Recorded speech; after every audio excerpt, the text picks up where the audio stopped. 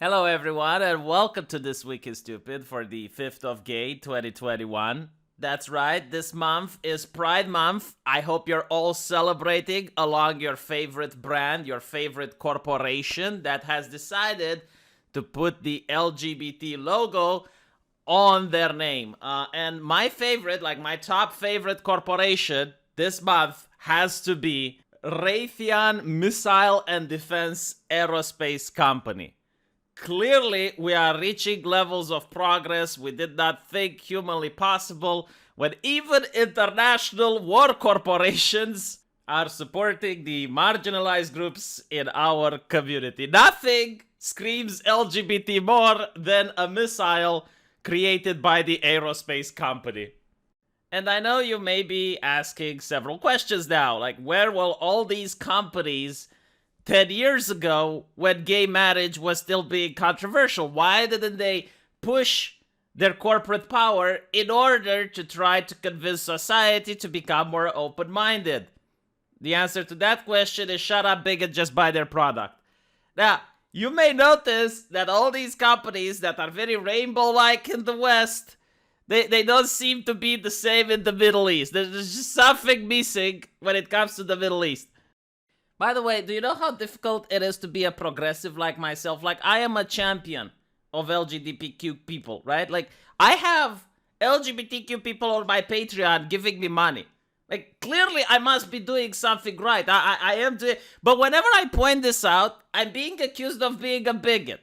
It's like, look, I just want to make it absolutely clear. I'm not against this. Like, I genuinely think that corporations should promote worthwhile causes. I just don't understand why the people from the Middle East are being deprived of this. Why can't the people from the Middle East celebrate Corpo Month like the rest of us? Like, seriously, and every time I point it out, I'm being accused of bigotry. It's like, no, V, you have a hidden agenda. It's like, the V agenda. No, I don't have an agenda. I'm legitimately asking the question. It's like all these corporations, they spend so much resources, so much effort, trillions of dollars being spent on them, changing their avatar on Twitter in order to help marginalized people, and you're not allowed to talk about it. You're just supposed to be quiet and enjoy it. If you even bring it up, like people call you a bigot, why is that? Because look, I want to bring this up, for example. I want to highlight one of my favorite brands. It's called Everyman Jack. To help you clean up after the celebration. Look, like they're so considerate. Cleaning up. We've brought back our body wash pride pack. Grab this limited edition featuring 4 of our most popular scents, and we'll donate 25% to the proceeds to our friends at the Rainbow Railroad. Isn't that beautiful, right? Like you buy the product and you help support the cause. How can that not be a win-win, right? The only tiny issue, like the only small complaint that I have, I know you guys feel the bigotry coming, right? But look here, look at the slogan that they decided to choose.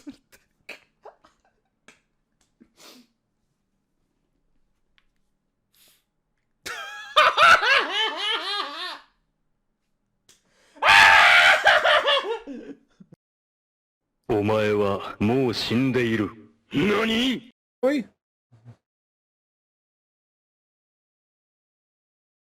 Maybe, Vermin. Vosh, after you admitted you pissed in the shower, you can't joke about that kind of shit. Wait! Do you actually think there's anything wrong with pissing in the shower? Is there some quality to your urine that mine doesn't have? Really? Speaking of water sports, I also have a question, and this really bothers me. Like, every single time I'm streaming, every single time, and I feel the need to go potty, to shake hands with the president, and I go to the bathroom, right? And when I come back, there's always, like, this guy in the stream, it's always there, he's there, and he's asking me, it's like, hey, V, did you wash your hands? Like, what is this obsession with washing your hands? And by the way, the entire process is something that I don't really understand. Like, are you supposed to also wash your hands after you're making love with your woman? Because I didn't hear about that. Alright, maybe I wash my hands afterwards, but like a lot of people don't. They go right to the cuddling. They go right to the cuddling after that. But here's something more mysterious, all right? And this is like the level of intricacy that no one has explained to me. So, if it so happens that you go to the bathroom, all right, but the water isn't running, no one is telling you, hey, you know what? Like maybe you should buy like some of that bottled water so you can wash your hands in case the water isn't running, right? Right? Because like you would have a problem if you ran out of toilet paper after you took the number 2. You would have a problem. You wouldn't just ignore it. You would just put your pad on because that's important, right? Like, if you're at the bar with your friends at a pub, you're having a pint with Father O'Malley, right? And after that, you're wasted, you're drunk, and you go out with the friends, and one friend is going like, hey, hold on a little, guys, and he's going to the wall to do the number 1 at the wall behind the pub, right? No one is asking, hey, did you wash your hands? Like, what are you going to do? Did you wash your hands? No one is asking that. So I guess, like, the principle that I can follow, like, the rule that is made is you should only wash your hands in the case there's a sink next to you and water is running. Otherwise, you can bypass the process entirely. But not only that, like, I'm legitimately thinking now, like, why would I have to wash my hands like after? Like, after, it's like, okay, I'm touching my penis, it's a sacred thing. Shouldn't I wash my hands before? Maybe before touching it, because you're putting germs on it? Like, what? I don't understand. And you know what else I don't understand? It's like, how many times is Disney going to introduce the quote-unquote first gay character? Like, even Forbes is asking this question. Because if you look down, you notice that Disney has pioneered their first gay character at least 7 times, give or take. So we got the Beauty and the Beast, the friend of Gaston, like he was kind of gay. Jungle Cruise, Rise of Skywalker, you had that gay kiss at the end. Zootopia, True Story 4, Avengers Endgame, all feature minor characters who make exceedingly subtle references hinting at some same-sex attraction. Same. What do you want? Like, English is not my main language. Why do you keep it? Conveniently, these minuscule slivers of LGBTQ representation are so brief, so utterly irrelevant to the plot of these films that they can be easily edited out for socially conservative audiences, as was the case with the quick lesbian kiss from The Rise of the Skywalker. Forbes, let me explain to you how it works, okay? In the West, it's all about progressivism, but China pays the homophobia tax. In other words, if you know anything about movie making, you cannot make a movie and sell it in China unless it passes the Chinese censors. In other words, the CCP has a committee of censors that will work with you in the production of the movie if you want it to sell in China. And a couple of the rules are, you need to have at least one Chinese actor, you need to film at least one scene in China, and you also need to make sure that it is appropriate for the Chinese sensibilities, which unfortunately involves in censoring any type of LGBTQ characters from the movie. This is why, if you look at TV shows, you can't name a single TV show without LGBTQ characters from recent years. But if you look at the big pictures, if you look at the Hollywood, you can't name a single movie with LGBTQ characters in it, right? So if you don't know how the world works yet, right? Because you might ask, like, why is no one calling Disney bigoted? Why is no one calling Disney out? You don't call out the corporations. The corporations call you out, okay? That's how it goes. You don't lecture the company lectures you, you bigot. In other words, and every single leftist will agree with me with this take, alright? Every single hammer and sickle, pronoun bio, left-loving supporter on Twitter will agree with me that private companies can do whatever they want. And this is what they want to do. They want to lecture you about how you can be more open-minded, how you can be a better person, how you can enrich yourself, while the private company gets to do whatever it wants, and you don't get to point it out. If you pointed it out, there's going to be people that are going to attack you and say, hey, the only reason you're pointing it out is because you're a bigot. And it's clearly not because the corporation is just pandering. It's using the LGBTQ community in order to do some cynical advertising. It's basically literally the same company it always has been, But now it just changes its logo into a rainbow to pretend that they actually stand for some real world issues, when in reality they don't really care. The moment the hour strikes midnight on the 30th of June, all these companies stop caring. They revert their avatars back to what they were, and they pretend as if nothing happened. But not only that, they stop caring now. Like right now, as I mentioned before, they're not going to advertise in the Middle East. They're not going to advertise in Russia. They're not going to advertise in countries where any single LGBTQ activist group would want to advertise in. Like the countries that actually need this shit. Like everyone already agrees in the West. Everyone is on board. Why don't you do it in countries where people aren't on board? Right? Because it's about making money. It's about making profit. Imagine if we had the Homeless People Month, a month where we raise awareness about the homeless and the needy, and all the companies would put their logos to virtue signal and to say how much they care about the homeless, but not a single company would do anything about it. Like not a single company would actually go to California and donate some soup for the homeless people. None would do any of that. Maybe they would donate to some activists which claim to speak on behalf of the homeless. Like maybe they would get some money, but the actual homeless people on the ground, their life would literally be the same. That is like the mockery and the circus and the theater which is being pushed into this month of June. And no one is allowed to call it out. Call it out! I went into a rant. I'm sorry. I apologize. It's just like, I'm allergic to hypocrisy. What can I say? Just like, I'm calling it the way it is. I'm from Romania. Alright, like I don't get the same thing. Like here in Romania, corporations don't do this. So to me, like coming from my culture and looking into the American, the Western culture is still shocking. It's like, how are people putting up with this? Like, if it's legitimately, look, if it's actually a company that actually cares about LGBT rights all across the board, from January till December, and they actually do donate money and they raise awareness, fine. No, by all means, like, that company should be the one that gets to place its rainbow flag. I agree. Like, that is a company that's actually doing things and standing with its convictions, right? But because all companies do it, you wouldn't notice that company that actually does it for reals. Because it's now being covered by a sea of other companies that just pander.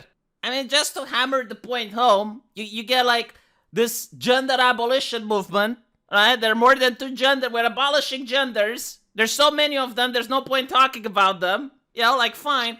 And they're selling their product on Amazon, which is also a progressive LGBT company. But if you look at the fit type, oh, you get men and women. How many genders, Amazon? How many genders?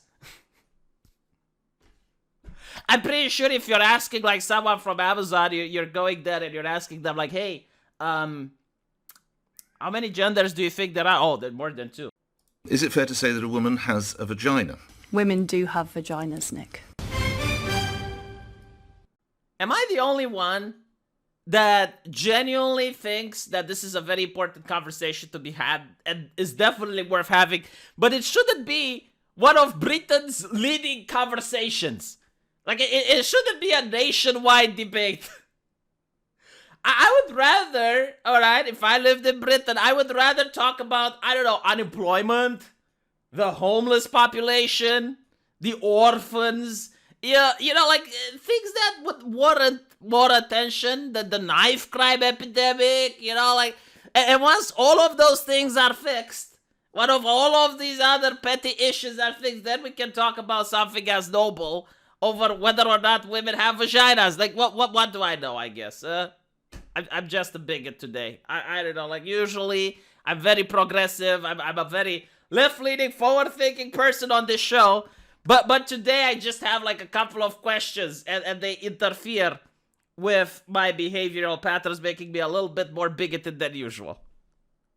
And it's gotta be that my brain is a little bit under stress, like, all these questions bombarding me from the establishment. Like, you get the leading Britain conversations, do women have vagina? And then you get, like, people sitting there unable to figure it out. It's a difficult question. And then you get Vice magazine asking me why can't my famous gender non-conforming friends get laid? Now, this is a question that I tried to figure out for 25 years of my life. But I guess I wasn't gender non-conformist, so I don't know. I can't answer this, but there's an entire article written about it. Now, you can scroll down and it's an entire article trying to figure out the mystery. Now, I would have wanted to help Vice. I wanted to give them my input, but guess what? The comment section has disabilities. It's disabled. You can't post. There's no comment section there. How can I answer the question? Why do you ask questions that do I email them? Like, how do I get in touch with them to give them my take on why maybe this isn't the case? Huh? Maybe they haven't set their Tinder accounts properly. Maybe, I don't know, like maybe they're not doing it the correct way. Maybe they should hire a pickup artist to train them, like one of those pickup artist training gurus that teaches you how to behave around women. I don't know, I didn't use those, but like maybe it would help. Because, yeah, no, seriously, like, not being able to date is depressing. I'm telling you, 25 years of my life, I'm climbing out of the closet. It was probably more than that, actually, if I think about it, right? When did I get my first girlfriend? Like, to me, it was a slow start. I was a late bloomer, but once I bloomed, my God. Okay? Like, to me, the question of an STD wasn't about if, it was about when. It was like an earthquake. You know it's coming, but you never know when. Anyway, like, why are we talking about this? Let's talk about important stuff. What is that important stuff? Poverty? No. The crime. Okay? The criminal activity. No one talks about it, right? The talking about criminals, right? Horrible. You shouldn't. Only bigots talk about crime rates. You get a very progressive woman, Cynthia Nixon. Is she related to Nixon or? The CVS on my corner has started locking up basic items like clothing and detergent. How dare they? As so many families can't make ends meet right now, I can't imagine thinking that the way to solve the problem of people stealing basic necessities out of desperation is to prosecute them. So, Cynthia, you are doing it right. This is how a progressive woman behaves. See, now she can actually donate some of her $1 million to impoverished people so they stop being poor. Because that's how it works, right? And she could do that, but why should she do that? Why should she? When she can go on Twitter and just shame the companies that are locking the detergent because people are nicking it, right? So the people who should have detergent are the people who nick it, not the people who buy it. Because, no, seriously, like imagine this. Imagine if a store would just be okay with shoplift. Just shoplift as much as you want. And then you have people nicking all the necessities, and then when someone with money wants to buy it, well, there's a shortage. Cynthia, people don't just take one. Cynthia! See, under socialism in Eastern Europe, there weren't private companies. Like, all the companies were owned by the state. And as such, a lot of people stole shit from their workplace. It was incredibly common. Because the boss didn't care. It wasn't his stuff that was being stolen. It didn't affect his he didn't care about the profits. So people knit shit. Everything that wasn't borne down, people would take. There's even a parody of The Simpsons on the internet where it actually highlights this. And it's still happening in Russia. It's still happening in Romania today to a certain degree. Like, I think I told you the story when I was at the hospital. And there weren't paper clips. And paper clips were very important. Because you had like 2 papers to put together. And you couldn't clip them. You couldn't clip them. So it was very frustrating, right? So one day, I decide to bring paper clips to the hospital. I buy a lot of paper clips, and I put them on the table for everyone to have. And I thought that the paperclip shortage is going to be fixed for at least a week. But guess what? The next day, they wanted paperclip. And I'm thinking, like, how many papers did this hospital have in order to clip them? So now, I'm actually interested. Right now, I'm actually going to play Sherlock Holmes to figure out where the paperclips are going. So what I do is that I put the paper clips on the table and I watch them like a hawk. Guess who takes them? The secretary. And I'm like, why the fuck is the secretary taking them, right? So I go into her office, trying to see where the paper clips are, and they weren't available. So I asked her, why did she take them, right? And then, like, she didn't know they were mine. Like, she didn't know I bought them. Like, she thought it was the hospital. It's like, well, what else is she supposed to take? Because that's the fucking mentality. That was the mentality. It's like if she was a person in a position of power, she would have stole more, right? If she was in the government, that's when corruption happens. That's when things end up being in the pockets of the politicians. The politicians are a different people than the people that are at the workplace. The only difference is that the politician has access to more goods, they got access to more stuff, and they're less likely to be caught because they have more influence, while the secretary can only nick the paper clips. But if you put the secretary as a politician, then she's going to nick more. That's the Eastern European mindset, mind you, right? So this is like, now I understand how this mindset gets formed. It's thanks to people like Cynthia Nixon that justify it, that encourage it, that are like, yes, okay, you should. And she absolutely knows that every single person that does this is desperate, okay? It can't be a price gouger. It can't be like some guy that's going to take advantage of the shortage of detergent and take like 20 boxes and then sell it to their friends for double. No, that never happens. And by the way, do you think like Cynthia locks the door to her mansion? Like, do you think so? Why does she do that? Why doesn't she let the people in her community to come into her house to take what they need? Like, maybe they need her soap. Why is she being so bigoted and not allowing the people to get into her house and take detergent? My God, like the Nimbyism is at an all-time high. If you're not an American and you don't know what a NIMBY is, it's not in my backyard. Okay, like the type of person that advocates for something. Like, for example, they really care about, I don't know, green energy, and they really love the windmills, just not in their backyard. Because the windmills, they're an eyesore. They look bad. Right? Like, some birds can fly into the windmill, and then you get bird guts everywhere. It's not a beautiful sight, so they don't want it in their backyard. They want it in your backyard. That's why they advocate for it. It's like the type of people that are fighting for protecting Mother Gaia and to lower carbon emissions, and they constantly talk about how airplanes are hurting the environment, but they got private jets. It's like Arnold Schwarzenegger, who really enjoys taking pictures with Greta Thunberg sitting on a bicycle while he has muscle cars and makes movies about explosions and stuff. My God, like, honestly, this culture of performance is a culture of theater. That's how I call it, a culture of theater, where as long as you say the correct things and you speak the correct language, you're a good person. Your actions don't matter. You can do the worst actions in the world, but as long as you speak the correct speech, you're being promoted. And the vice versa is true. You can be the most charitable, the most nice, the most kind person in the world, but if you don't speak the speech, if you have wrong thoughts, then you're considered a pariah. And this is literally the essence of this video. This is what really bothered me and triggered me to make this entire rant. It's the culture of performance, the culture of theater. Like, look at this take. The Friends reunion, which happened recently, like, by the way, if you like Friends, you probably missed it.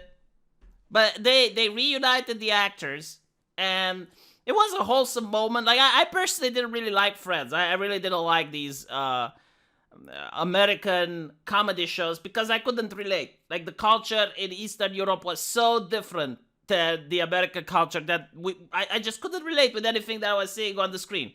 Like, people in Eastern Europe didn't act like that. The people in Friends were way too happy. Okay? People in Eastern Europe were gloomy and depressed. Not to like, imagine living in a culture for decades where your neighbor or your wife could rat on you to the Communist Party because you had wrong thoughts. Like, when you have that culture in mind, then yeah, people are a lot more closed. They're not so talkative. They're not so happy and cheerful. Like, everyone is just watching like a hawk because anyone could be an informant. So yeah, like, the Eastern European culture was just very different. But a lot of Romanians, they looked at Friends and they liked it because I guess like it showed them a different way of life. Like, it was something diverse, I guess you could say, huh? But I personally like watched a couple of episodes, you know, like, because there was nothing else to watch on TV. We didn't have internet back then. We didn't have Netflix, so you had to watch what was on. And when I saw this Friend reunion thing, I was like, oh, this is kind of nostalgic. It's I guess, you know, like, I can see why people like it. But then you have to understand, whenever it is something that people like it, there's a journalist surrounded by cat piss that doesn't like it. And they need to give the hot takes. It's like, oh yeah, the Friends, yes, it must. Like, realistically speaking, it's a worldwide phenomenon. Like, people from all over the world know about Friends. Even I, who don't like it, I know that it exists. Right? You can probably go in Zimbabwe, and I'm pretty sure that the people there know what Friends are. Because everyone watched it. Like, it was an international thing. But you know what the problem is? It lacked diversity. Yeah, I definitely think that's the problem. Yes, the creators of Friends need to build a time machine, go back in time, hire some quote-unquote diverse cast, so that the Friends reunion features diversity. Yeah, brilliant hot take journalist. I applaud you. But by the way, okay, this didn't stop the creators from apologizing. Okay? Yes, apologize. On your knees. On your knees, apologize for what you have done. You have hurt society, creator. Why did you make Friends? And by the way, speaking of theater and performance, like, the reason that this really ticks me off, it's like, oh, you're apologizing, but you're keeping all the money that you made. If you're so sorry, why don't you donate the money? How can you sleep at night knowing you made millions of dollars from this TV show when you're apologizing for it not being diverse? Is it just an apology enough? Right? But I'll tell you why I'm upset. Because again, like, going back to the theater thing, do you guys remember, what was Doctor Strange? Yes, like in Doctor Strange, they whitewashed a character. So Doctor Strange mentor, which was supposed to be an Asian, was made into a white person. And that's quite bizarre in today's day and age, right? Because you're supposed to woke wash characters, not whitewash them. Like, if you whitewash, everyone freaks out. But if you woke wash, it's normal, it's expected, right? So you got like this event happening, and we know why it happened. Like, it is known, it's because of China. So the creators, they whitewashed it, right? In order to avoid politics with China, in order to make money. That's why they did it, to make money. And now they're apologizing, and they're saying, oh, by the way, no. We're so sorry we did it. And they're pretending it's for different reasons.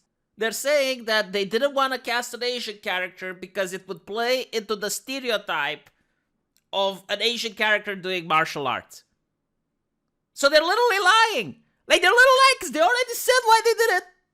In the New York Times, it's released that they did it in order to appease China.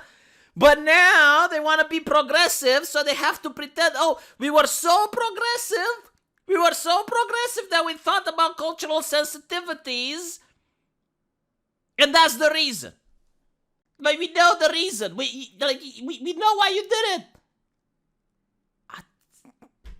And by the way, like, this thing with the Friends and diversity, like, if we're going to get the cast from Prince of Bel-Air, and by the way, I actually did like that TV show.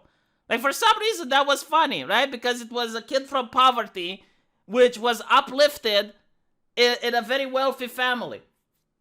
And he had to integrate. And that's somewhat my experience, because I also grew up in a very poor neighborhood with my grandmother. And then when I moved with my parents, it was like a whole different concept that I had to adjust. So yeah, like, Prince of Bel-Air was definitely something that I loved watching. Because it had relatability. Like, I don't care about diversity, I care about relatability. Can I relate with this character? Yes, I can. He went from poverty and went up in a very wealthy and prestigious family. And it was like, oh, wow, that's really interesting, right? If it's going to have a reunion, are they going to complain about the lack of diversity as well? Because, you know, like, you could pick and choose. Like, when I grew up, you could watch all these movies which came from China. They were very good. Kung Fu movies, that they actually had like a huge impact on culture, and they were great. Just so you can know, just the huge impact they had on culture. Like, you know, in America, in some states you can own a gun, right? But it's illegal to own a nunchuck. It's illegal to own a ninja star. Why do you think that is? Because kids were playing with that shit in the playground. So by making them illegal, it doesn't mean that they would come into your house and confiscate the nunchuck. But what it did mean is that if they saw a kid with a nunchuck on the street, they could actually take it away from him. Anyway, right. Now, before I end this, there is a subscriber of mine which gave me an article from Hungary. And by the way, if you want me to read articles from your country, you can go on Twitter and you can contact me in DMs. I respond to everybody. Everybody that has contacted me, I have responded to them. Although I can't promise that in the future because I don't know, like if I get 1,000 requests tomorrow, I might not be able to handle it. But I try to respond to everyone, right? And one of you from Hungary, who's messaging me now? Probably from the Hungarian police telling me not to do this, not to disclose the information. Well, as you may know, Hungary is a little bit different than the rest of the Europe. They come heads to heads with the EU, but they have a very good relationship with China. That's a fact, right? And the Chinese are wanting to found a university in Hungary, right? Now, the fun part is that while the prime minister, while Orban wants the money and wants the university, the mayor of the town doesn't want to. So there have been protests and there have been people, pushing their xenophobia, not wanting the university. So what the mayor did now is that he is naming, very interestingly, the streets around the campus in order to upset the Chinese sensibility. So we got the Free Hong Kong Road to the north.